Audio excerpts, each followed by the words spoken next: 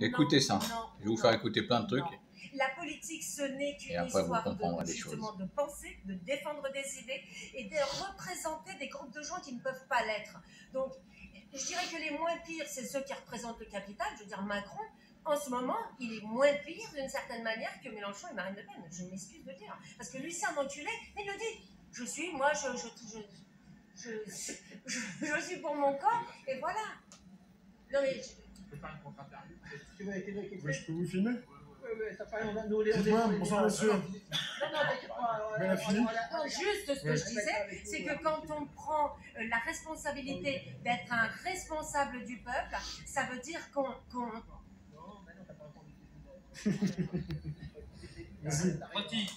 Donc, si on prend la responsabilité de représenter des gens, alors ça veut dire qu'on a ce courage, qu'on prend le risque. Sinon, on n'est qu'une merde qui vient prendre la soupe et partir avec son chèque. Voilà ce que je pense de tous ceux qui prétendent nous représenter en ce moment et que je n'entends pas dire un demi-quart de la vérité vraie. C'est mon contradicteur. Je vais être un contradicteur. Votre prénom, je peux avoir votre prénom? Mon prénom, c'est Malandjo. Malandjo? Comme mon prénom l'indique, j'ai des origines africaines. Oui. Et ça fait 45 ans que j'habite en France. Oui. Donc, en tant qu'Africain, je suis plus français que 60% des Français. D'accord. Donc, je pense. Non, mais nous, on est gilets jaunes en fait. Là, il m'a demandé. Non, c'est pas ça. Non, j'explique après pour mon propos. Non, mais parce que tout à l'heure, il m'a demandé qu'est-ce qu'on était. Je dis, elle est gilet jaune, on est gilet jaune. Non, parce que s'il entend parler juste un coup de Le Pen et tout, on n'a rien à voir avec ça. Non, justement. On est gilet jaune, voilà. Justement, ce que tu viens de dire, c'est très grave. Parce que moi, le bashing Le Pen, j'en ai vraiment marre. Je dis que nous sommes des imbéciles. Ceux qui pensent que Le Pen est le mal français, c'est un imbécile. C'est-à-dire qu'on nous a couillonnés. C'est-à-dire que je pense qu'ils sont d'accord. On nous montre quelqu'un pour dire allez vers lui. Ils nous jettent des os, allez là-bas. Pendant ce temps, ils sont en train de nous machin. Et j'ai entendu quand Macron a été élu, j'étais comme ça. C'était avant que je sois élu. Et j'aurais dit, même s'il est élu, laissez-lui une chance. C'est-à-dire que le gars, vous êtes là en train de faire de l'anti-Macron avant même qu'il ait rien fait. Vous allez vous fatiguer. Donc, laissez-le faire son truc. Et lorsque tout le monde va voir que c'est un imbécile, il y aura plus de force pour le combattre. Mais si vous faites de l'anti-Macron, vous allez diviser les gens, vous allez faire des équipes. Donc là, on va se retrouver comme aujourd'hui, à des gens qui disent oui, moi je soutiens Macron, à un moment donné. Diviser, vous dites. Laisse-le travailler. Et quand tu vois que tout le monde a bien vu que le gars c'est un connard, j'ai un peu le mot connard parce que vraiment là, c'est. Quand j'ai entendu madame dire que Macron est moins pire que Le Pen ou Mélenchon, je dis on va où? Ils sont aussi pires, pardon. Non, c'est pas pareil. Ils sont aussi pires. C'est pas pareil. Moi je veux dire, la moins pire de toutes, c'est Marine Le Pen. C'est la base. Pourquoi Marine Le Pen est la moins pire de toutes? Et c'est pour ça que je me suis présenté tout à l'heure en disant parce que je suis africain, j'ai 45 ans. Si vous avez remarqué, dans toutes les guerres et dans tous les pays, ceux qui construisent et font évoluer les pays, c'est toujours les étrangers. Pourquoi? Parce que quand on arrive quelque part, on est tellement content et on veut donner. D'être accueilli. Non, ça n'a rien à voir avec l'intégration. C'est qu'on donne le meilleur de soi-même au pays qui nous accueille. D'accord. Et donc, beaucoup de gens, les Italiens, les Portugais, beaucoup de gens qui arrivent dans des pays, ce qu'ils disent, c'est que moi, j'ai donné le meilleur pour ce pays. Pour le remercier, parce qu'il sait d'où il est sorti. Et machin. Après, il se passe que, après que tu prends tes pris plein de claques dans la gueule, tu te dis, bon, là, je laisse. Là, je laisse. Néanmoins, lorsqu'on rentre dans un pays, même en étant étranger, on dit, moi, je vais mourir pour ce pays, c'est là que j'habite, c'est là que je garde mes enfants. Donc, le nationalisme, il est normal. Il n'y a aucun pays qui n'est pas nationaliste. Je mets au défi quiconque d'aller faire ce qu'il veut en Russie, en Australie ou je ne sais quoi. Donc, le bashing Le Pen, c'est stupide. Maintenant, après, c'est qu'est-ce qui se passe derrière. Par exemple, le bashing Le Pen est stupide, mais quand je vois Marine Le Pen, alors que l'équipe Macron est en train de tuer la moitié des Français, quand je dis la moitié des Français, je pèse mes mots, parce qu'on n'est qu'au début de leur programme. Et les gens, ils pensent que oui, il n'y a que des petits vieux qui vont mourir. On n'est qu'au début du programme qu'ils ont commencé à faire. C'est pour ça que quand on a cette équipe-là et qu'on dit qu'ils sont moins pires, non, on ne sait pas de quoi on parle. Ces mecs-là, ils sont payés pour détruire le peuple. C'est-à-dire que leur salaire qu'ils touchent, leur boulot, c'est pas de faire de la politique ou de gérer un peuple, c'est comment détruire le peuple de la façon la plus douce possible sans que le peuple ne puisse réagir. Réagir, Je suis tout à fait d'accord, mais là, Marine Le Pen, juste ce que je lui disais pour qu'il comprenne, parce que c'est vrai qu'il est arrivé dans ce que je disais, je bâche absolument pas Marine Le Pen, je dis que... Le gouvernement, monsieur Écoutez le secrétaire bien général des Nations Unies, mesdames ce et qu'a dit messieurs, Macron hier à l'ONU. le 26 juin Écoutez bien. 1945, à San Francisco, alors que la guerre faisait encore rage dans le Pacifique, nos prédécesseurs se sont accordés sur une triple promesse. Préserver les générations futures du fléau de la guerre, affirmer les droits de l'homme et l'égalité des nations, et favoriser le progrès social dans une liberté plus grande. En 75 ans d'existence, l'Organisation des Nations Unies, notre maison commune, est restée fidèle à cette promesse. Face aux conflits armés avec les casques bleus, face aux défis de l'atome et de l'arme chimique avec l'OISC et l'AIEA, aux côtés des réfugiés avec le HCR, des enfants avec l'UNICEF ou des travailleurs avec l'OIT. Et plus récemment, aux avant-postes de la lutte contre le changement climatique avec le GIEC, les Nations Unies ont su, quand nous leur en avons donné les moyens, être à la hauteur des espoirs placés en elles. Et j'oublie bien évidemment nombre de structures, d'organisations satellites qui jouent un rôle essentiel dans le cadre des Nations Unies. Au nom de ces institutions, toutes récompensées par le prix Nobel, s'ajoutent ceux des artisans de paix qui les ont créés, dirigés, incarnés et défendus, de Cornel Hull à Dag Hammarskjöld, de Kofi Annan à Marty Ahtisaari, comme des milliers de personnels civils et militaires déployés sur les terrains les plus difficiles. Ils ont consacré et parfois risqué leur vie au service des Nations Unies. Leur engagement nous honore, leur sacrifice nous oblige. Le sacrifice de dizaines de milliers d'anonymes nous oblige. Il nous oblige à regarder les choses en face. Notre maison commune est en désordre, à l'image de notre vie. Ses fondations s'érodent, ses murs se lézardent, parfois sous les coups de boutoir de ceux-là même qui l'ont construit. Des tabous que l'on pensait inviolables sont levés. La guerre d'annexion, l'usage d'armes chimiques, la détention de masse dans l'impunité. Des droits que l'on croyait acquis sont bafoués. Et notre système international, prisonnier de nos rivalités, n'a plus la force de sanctionner ces abus. À l'heure où la pandémie nourrit la peur du déclin, le récit de l'impuissance collective, je veux ici le dire très clairement. Face à l'urgence sanitaire, face aux défis climatiques, face au recul des droits, c'est ici et maintenant qu'il faut agir. Avec ceux qui veulent, avec ceux qui le peuvent, en exploitant tous les espaces possibles de coopération. C'est ce que nous avons fait ces derniers mois, à l'échelle de l'Europe, en dépassant nos propres divergences, dans un effort de solidarité sans précédent. C'est ce que nous avons fait avec l'Afrique, pour réduire le poids des dettes, soutenir les systèmes de santé, porter secours aux populations les plus fragiles. C'est ce que nous avons fait à l'Assemblée mondiale de la santé, regardez bien son regard, en adoptant à l'unanimité une résolution qui ouvre la voie à une réponse plus efficace aux pandémies. Ça veut dire c'est dans la nuit une personne qui ne pense pas ce qu'il dit. Regardez bien. Je crois pour ma part au multilatéralisme des actes plus que des mots.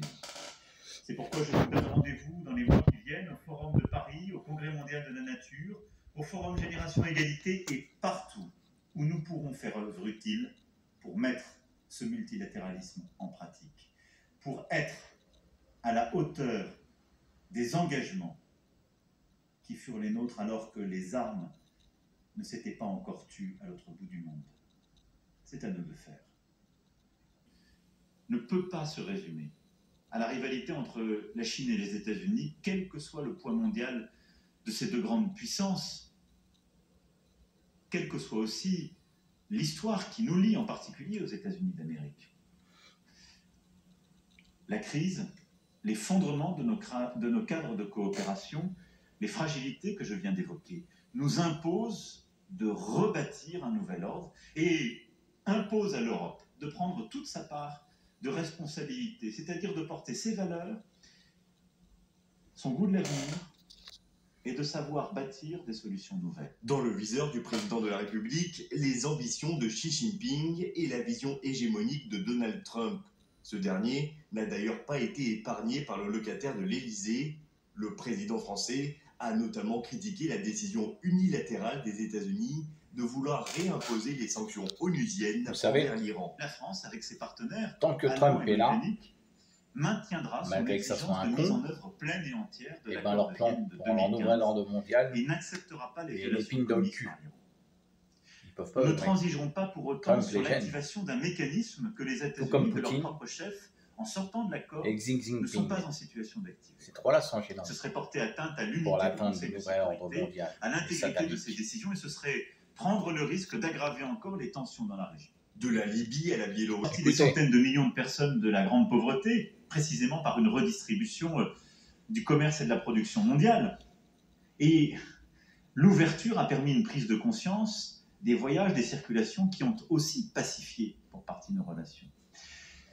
Et il serait dangereux de nous enfermer dans un bégaiement de l'histoire, dans un protectionnisme généralisé, à coups de droits de douane, de guerre commerciale, dans une espèce de doute qui nous conduirait au renfermement ou à la logique des puissances. Parce qu'on le voit bien, le risque, c'est de répondre à cette crise de la mondialisation par un repli nationaliste, par la violence des populismes, des extrêmes plutôt, et par le retour des puissances.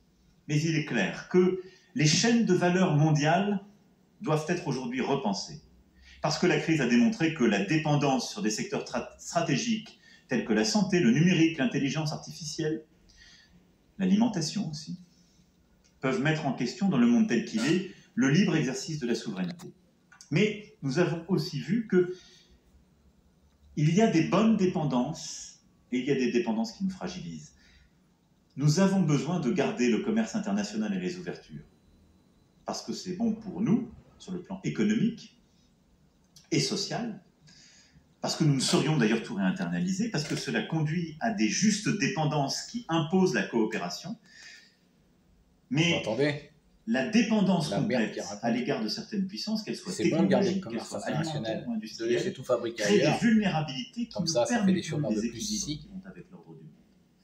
pour des coûts de Ensuite, main-d'œuvre moins chers les ailleurs. inégalités de ce nouvel ordre T'as qu'à mondial baisser les sont taxes. devenues insoutenables.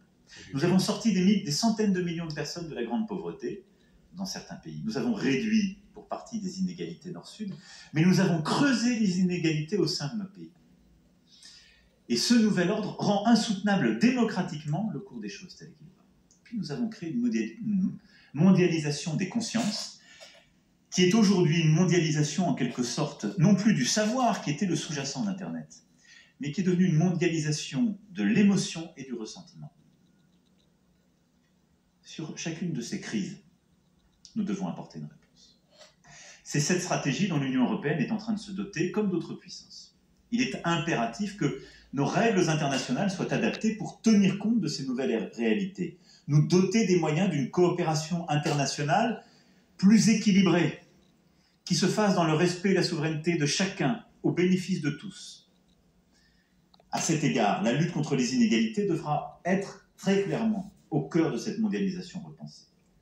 La France a porté des initiatives qui ont permis des résultats sur l'entrepreneuriat féminin, sur le partenariat mondial pour l'éducation, sur la santé pour tous, pour lutter contre toutes les inégalités de destin. Mais il faudra aller plus loin. En quelque sorte, vous le voyez bien, ce monde dans lequel nous avons vécu reposait sur un consensus académique devenu un consensus politique et de marché, ce qu'on a souvent appelé le consensus de Washington. Il a vécu. Nous devons reposer ensemble les bases d'une mondialisation plus juste, plus équilibrée, plus équitable, plus durable. Nous devons penser les termes d'une mondialisation qui accepte de revenir et de repenser les termes d'une juste souveraineté et du juste échange, qui intègre en son sein, au cœur de son modèle, la lutte contre les inégalités sous toutes leurs formes, qu'elles soient de genre, de conditions ou économiques, la lutte contre le réchauffement climatique et pour la biodiversité, et qui permettent Sur le réchauffement climatique, vous pouvez aller chercher. d'intégrer les conditions d'un Le nouvel soleil équilibre. commence à perdre de sa vigueur. Nous aurons là aussi apporté des propositions concrètes dans quelques semaines au Forum Scientifiques de Paris chinois, dans Hong et Kong, le travail engagé les Russes, avec les la Américains, Commission européenne, les relevés avec le américains de la Fonds CIA tenue monétaire secret, international et montrent beaucoup d'autres que les 20 puissances de dernières bonne années, volonté les sera hivers sont de plus en essentielle. plus rigoureux en Amérique. L'Afrique sera Les avec poches l'Europe d'eau le moteur de cette glaciales redéfinition des termes de la mondialisation. Qui se concentrent au C'est nord de pourquoi nous l'Atlantique. continuerons Ceux qui nos vont efforts dans ralentir le cadre le de Gulf Stream, l'initiative qui que sont nous avons fait construite réchauffer les mers, pour aider les pays africains Et au à faire face contraire, à la pandémie on va sur le provoquer plan un sanitaire, refroidissement. économique, une social minière et glaciaire humanitaire. qui pourrait durer Le G20 de de 10 novembre à sera 60 un ans. rendez-vous décisif Et pour là, la ça mise en créera œuvre des du moratoire famines, sur la des dette guerres, que nous avons pire que le acté. réchauffement Et climatique pour aller du plus monde, loin, qui n'est pas vrai. nous devons aussi mieux C'est bien les accompagner menteurs. les immenses énergies des sociétés civiles, de cette jeunesse du continent qui est sa force et son avenir. C'est le sens des initiatives que nous porterons dans les prochains mois avec les diasporas et en soutien au secteur privé africain. Enfin, le 5e objectif que je veux ici essayer de proposer à notre collectif, c'est le respect du droit international humanitaire et des droits. Salutations frères et sœurs, le changement arrive. La réalité ne peut être arrêtée aujourd'hui.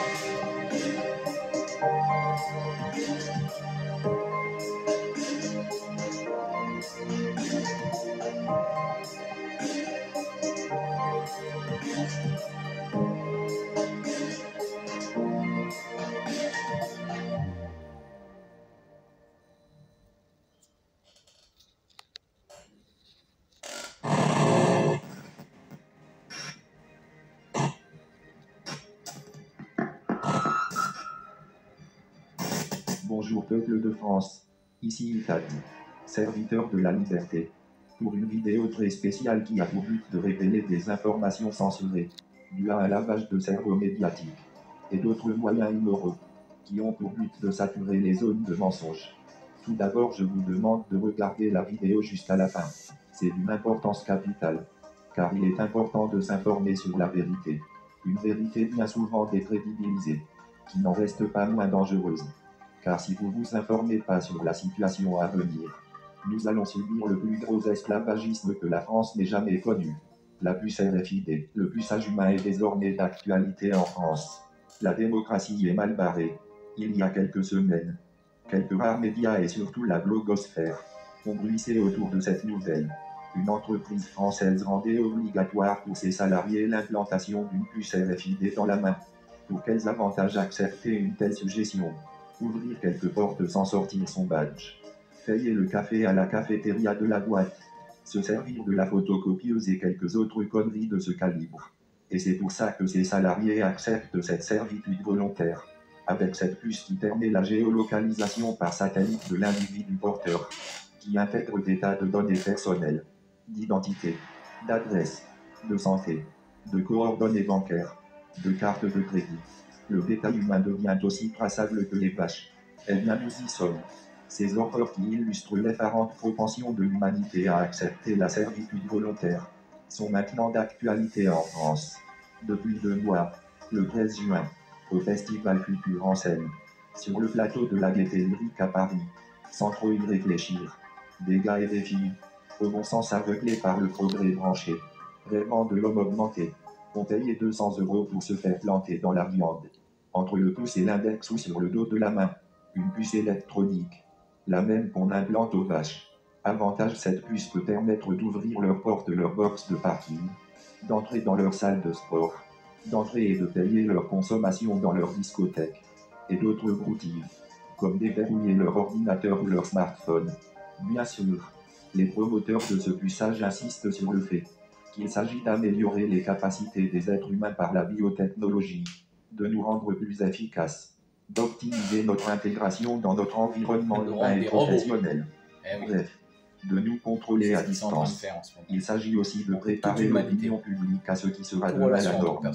Quand les pouvoirs publics rendront le puçage obligatoire, les imbéciles volontaires de ce marquage électronique sont en réalité les cobayes d'un projet d'envergure. Comme à l'époque de la guerre. Ni plus ni moins qu'à rendre l'individu totalement transparent et à le livrer pieds et poings liés au dispositif de surveillance et de contrôle. La finalité, c'est de laisser aux individus le moins de liberté possible, en connaissant tous deux identité, coordonnées bancaires, santé, cercle d'amis, Photo. Pour cela, la connerie humaine étant la seule approche que l'on puisse avoir de l'infini. Les fliqués étalent eux-mêmes à la vue des fliqueurs toute leur intimité dans les réseaux dits sociaux, qui ne sont que des outils d'espionnage acceptés par ceux qui s'y vautrent, avec une naïveté effarante. La technologie RFID, plus familièrement appelée radiofréquence d'identification, permet d'identifier un objet ou un être vivant, d'en connaître les caractéristiques, d'en suivre le cheminement, le tout à distance et sans contact, grâce à une étiquette émettant des ondes radio, attachées ou incorporées à l'objet. Les informations sont stockées sur le produit où l'étiquette est collée ou implantée, et transmises au lecteur RFID par ondes radio. La RFID est utilisée pour la traçabilité de certains produits ou objets, l'identification des animaux d'élevage, remplaçant le tatouage, ou des individus, par stockage des données biométriques, dans les badges électroniques, passeports, cartes d'identité, d'assurance maladie, titres de transport ou permis de conduire, sans compter que le piratage est toujours possible. Les ondes étant rarement cryptées, il est très facile de les intercepter et même de les copier sur un autre support, et ainsi d'usurper l'identité d'autrui. Et rien n'interdit d'y placer des cookies, comme ceux qu'envoient les sites web, afin de suivre à la trace le trajet des objets ou des personnes ainsi identifiées.